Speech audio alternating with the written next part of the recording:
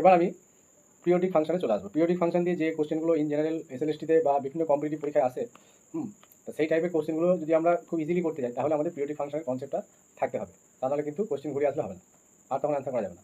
তাহলে periodic function আমরা পড়েছি এইচএস লেভেলে, কিন্তু আরও ডিটেলস আমাদের জানতে হবে। বেশ, তাহলে ফার্স্টে মানে পিরিয়ডিক ফাংশন কাকে বলে? বলছি a function fx is called periodic if f of x plus একটা কনস্ট্যান্ট, সেটা আমি টি ধরছি, equal to f of x, বা আমি বলতে পারি or f of x minus T equal to f of x। দুটো কন্ডিশনই যদি হোল্ড করে, মানে f of x plus T আর f of x minus T করে যদি fx পাই, তাহলে আমরা কি বলবো? দেন fx ইজ কল্ড কি? পিরিয়ডিক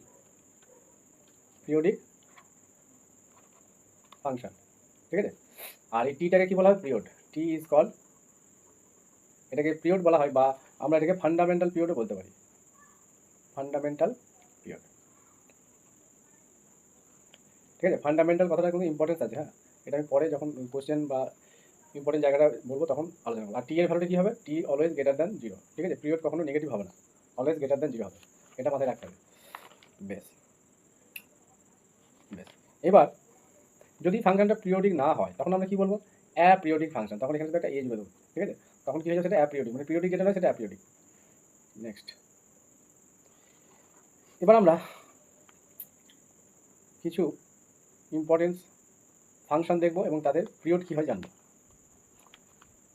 আমি একদিকে ফাংশন লিখেছি, আরেকদিকে পিরিয়ডগুলো আমি বলবো। এক নম্বরে যদি দেখা যায় যে sine to the power n x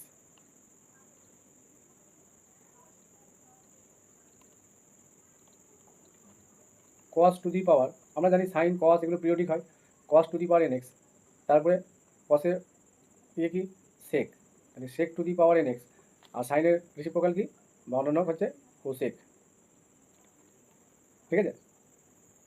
if N equal to যদি অড হয়, অড পাওয়ার, মানে এগুলো এনের ভ্যালু অড মানে কি 1, 3, 5 এইভাবে যদি অডগুলো হয়, তাহলে এই সমস্ত ফাংশনের ক্ষেত্রে, মানে আমি যদি এখানে 1 রাখি প্রথমে এনের ভ্যালু, সাইন এক্স হচ্ছে, তারপরে কস এক্স হবে, তারপরে সেক এক্স হবে, তারপরে কোসেক এক্স, এই সমস্ত ফাংশনের পিরিয়ড কী হবে?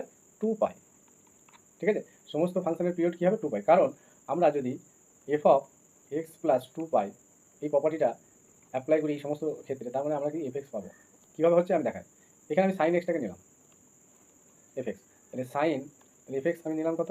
সাইন এক্স, তাহলে এফ অফ এক্স প্লাস যদি এই 2 পাইটা অ্যাড করি, সরি, সাইন অফ, তাহলে এফ এক্স সমান ধরুন সাইন এক্স, তাহলে sine of F of X plus 2 pi মানে কি? Sine of X plus 2 pi, তাহলে sine of X plus 2 pi মানে কি হয়েছে? সাইন এক্সই হবে।